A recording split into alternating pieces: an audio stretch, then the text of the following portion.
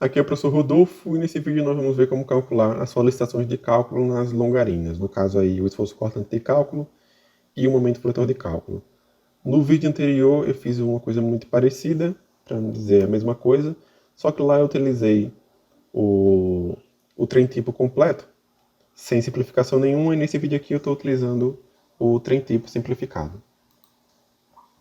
Novamente, determinar os esforços, entende-se aí que eu preciso calcular a envoltória completa. Só que, para não ficar muito longo, o que eu vou fazer aqui é utilizar apenas um ponto, que é esse ponto P aqui. Entendendo como funciona para o ponto P, poderia calcular qualquer outro ponto aqui ao longo da minha viga. Então, a gente já viu também em outro vídeo anterior que a solicitação de cálculo seria igual ao coeficiente de majoração γg, multiplicado aqui pela carga permanente, mais o coeficiente de majoração γq, multiplicado aí pelos efeitos da carga móvel. A carga permanente a gente também calculou aqui em um vídeo anterior. Em todo caso, né, fica como um exemplo aqui. Verificamos também que o γg era igual a 1,35, ou 1, quando fosse o caso, γq 1,5. Vimos também que a carga móvel deve ser majorada por esses três outros coeficientes, coeficiente de impacto adicional, coeficiente de impacto vertical e coeficiente de número de faixas, que resultaram aqui em 1,6835. E como a carga móvel tem que ser majorada tanto por esses três coeficientes pelo γq, simplificamos aqui já usando o produto dos dois, que resultou aqui em 2,53. O que forneceu para a gente duas combinações de cálculo, que eu estou chamando aqui de SD1 e SD2. SD1, 1,35 da carga permanente, mais 2,53 da móvel, e o SD2, carga permanente, mais 2,53 da carga móvel. Dos efeitos da permanente e dos efeitos da móvel, né? Entenda-se. Então, em relação à carga permanente, só vou calcular aqui o cortante e o momento fletor no ponto P. Então, basta que eu calcule uma das duas reações, né? Fazendo aqui o somatório de momentos em D, igual a zero. Tomando regra da mão esquerda, eu tenho aqui menos 10,3 vezes 25, menos 7,8 vezes 20, menos 7,8 vezes 10, mais VB vezes 20, menos 69,41 vezes 25 vezes 12,5, mais 10,3 vezes 6, mais 69,41 vezes 6 vezes 3. Resulta aqui que o VB vai ser igual a 1.043,55 kN. O esforço cortante, calculando pela esquerda, vai ser igual, então, menos 10,3, menos 7,8, menos 69,41 vezes 7, mais o próprio VB, né? Que resulta, então, que o cortante no ponto P, devido à carga permanente, 539,58 kN. Em relação ao momento fletor, tomando aqui também pelo lado da esquerda, eu tenho aqui menos 10,3 vezes 7, menos 7,8 vezes 2, menos 69,41 vezes 7 vezes 3,5, mais VB vezes 2, o que resulta aqui que o momento no ponto P, devido à carga permanente, é igual a 298,85 kN. Acredito e espero, né, que isso daqui seja trivial para todos que estão aqui, né? Em relação aqui à carga móvel, mais uma vez eu não vou me dar o trabalho aqui de deduzir as linhas de influência do cortante e do momento, porque eu já fiz isso em vídeos lá de análise, então seria só repetição, né? A dedução da linha, quem quiser olhar, eu vou deixar os links aqui na descrição. A dedução demorou aí quase 50 minutos, todos os pontos aqui possíveis, né, da viga, como também tem uma aplicação do veículo, bem parecido com o que a gente vai fazer aqui, só tem alguns comentários a mais, porque lá em análise a envoltória era só a carga permanente mais a móvel multiplicada por um determinado coeficiente φ. Aqui eu estou considerando duas combinações, tem o coeficiente gama também, então tem algumas coisas a mais para fazer, né? Em todo caso, nesses vídeos, que é o que eu vou utilizar aqui, as equações que foram deduzidas, eu tinha o eixo Z, que partia aqui do extremo esquerdo da viga, o balanço da esquerda tinha dimensão a distância entre os apoios L e o balanço da direita tinha dimensão B. E a seção que a gente estava analisando, se tivesse localizado entre os apoios, era medida aqui a partir de uma distância x do apoio da esquerda. Para o esforço cortante, chegamos nessa equação nesse trecho aqui, A menos E sobre L. E para esse outro trecho aqui, 1 menos E menos A sobre L. Para o momento fletor, esse pedaço aqui ficou com a equação Z menos A sobre L, L menos X. E esse outro aqui, X sobre L, L mais A menos E. Então vamos lá, utilizar essas equações aí. Bom, está aqui a nossa carga móvel, vamos começar aqui pelo esforço cortante. Essa aqui é a linha do esforço cortante.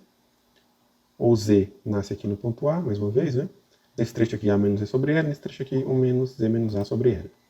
Tenho que A é o comprimento desse balanço, é igual a 5. L, a distância entre os apoios 20. B, balanço da direita 6.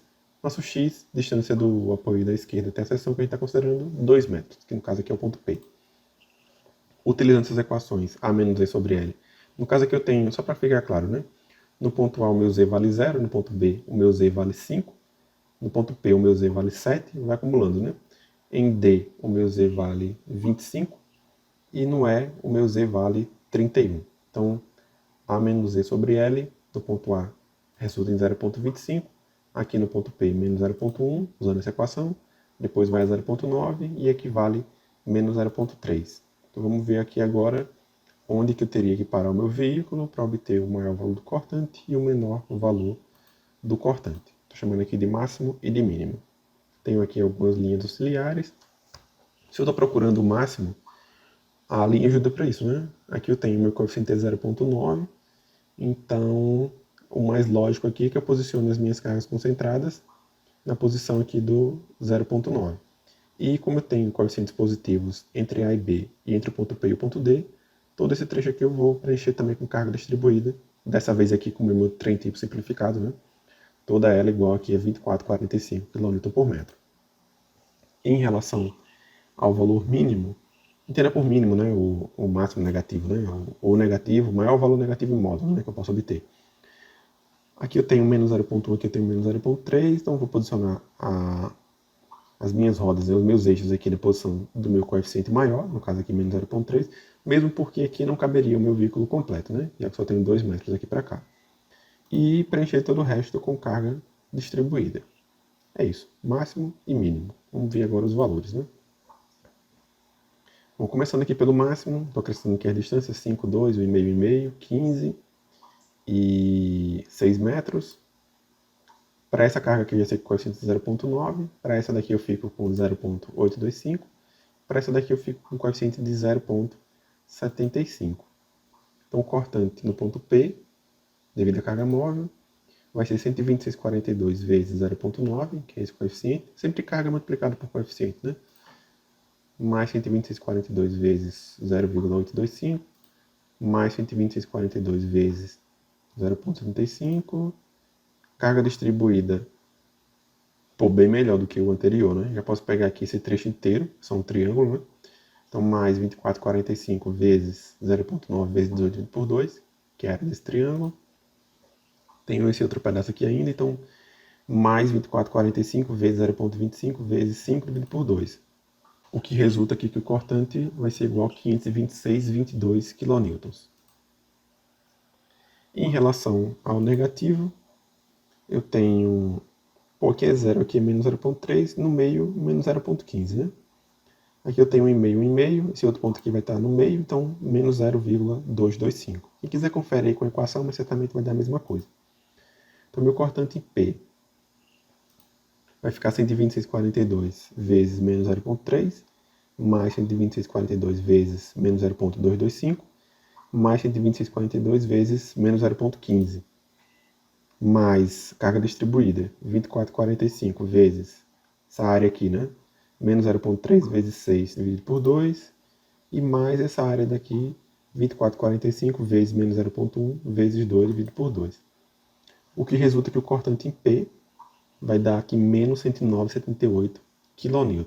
Então, temos aqui os valores do cortante em P devido à carga permanente, que deu aí 15,39,58 kN, e da carga móvel encontramos esses dois valores, 15,26,22 e menos 109,78 kN. De onde eu posso calcular aqui o meu cortante de cálculo? Estou chamando aqui de QD1, usando a primeira combinação e o primeiro valor do cortante, né, da carga móvel. 1,35 vezes 15,39,58, mais 2,53 vezes 15,26,22, que deu aqui 2.059,77 kN. Novamente usando a primeira combinação de cálculo, só que agora com o segundo valor do cortante. Eu encontro aqui o valor de 450,69 kN, usando agora a segunda combinação, o SD2, com o primeiro valor do cortante da carga móvel, 1.870,92 kN, e segunda combinação, com o segundo valor do cortante da carga móvel, cheguei aqui em 261,84 kN. Como no dimensionamento do esforço cortante, não importa se o cortante é positivo ou negativo, e mesmo porque eu só tenho valores positivos, né? O meu cortante de cálculo aqui no ponto P seria igual, então, 2.059,77. É o valor que eu utilizaria para fazer o dimensionamento. Então vamos lá agora para o momento fletor. Momento fletor. Eu tenho essas equações para minha linha de influência. Usando as equações substituindo os valores, eu tenho que o coeficiente aqui é menos 4,5, aqui 1,8 e aqui menos 0,6. Com esse coeficiente já é suficiente para a gente analisar onde tem que parar o veículo aí para obter o maior e o menor momento, né? O maior coeficiente positivo que eu tenho é aqui, 1,8. Então eu vou posicionar as minhas cargas concentradas onde eu tenho o maior coeficiente. Então 126,42, 3 cargas aqui. Caberia, né, ainda essa força daqui, ao invés de ela estar nesse ponto aqui, caberia ela aqui do lado da esquerda, mas visualmente, né, o coeficiente que eu tenho, se eu colocar ela no lado da direita, é maior do que se eu colocar ela do lado da esquerda, né? Para isso que servem as linhas também.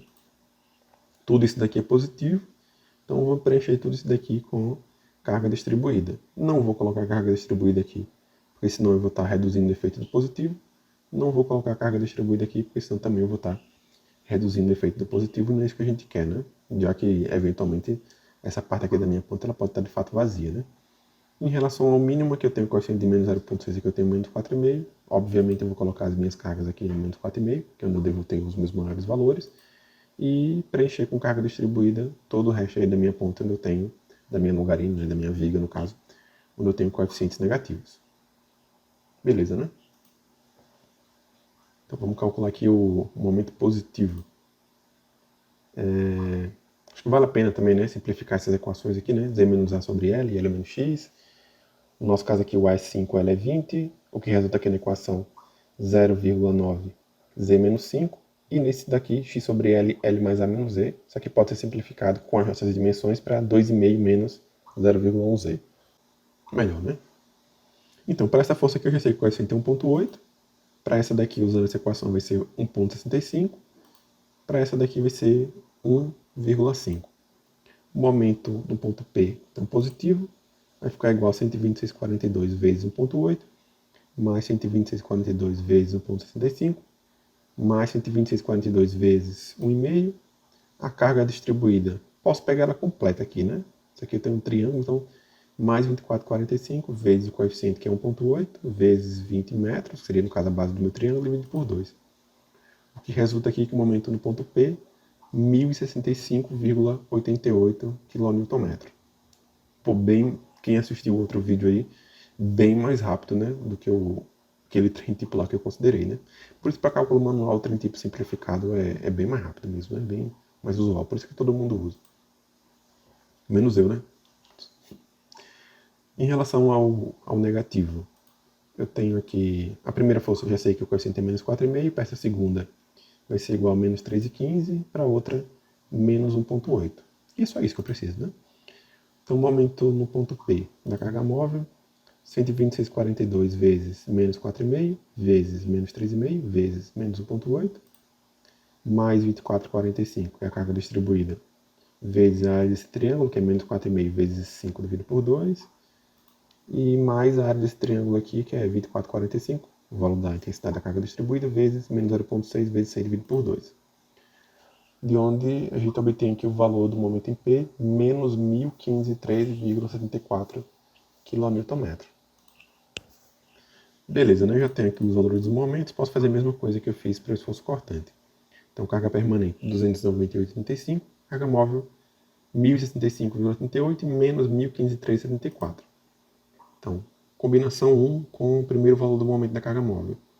Eu encontro aqui o valor do momento 3.100,12 kN, combinação 1 com o segundo valor do momento.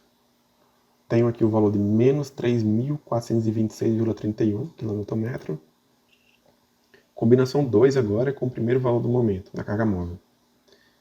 2.995,53 kN. E combinação 2 com o segundo valor do momento, da carga móvel, chega aqui em menos 3.530,91 kN.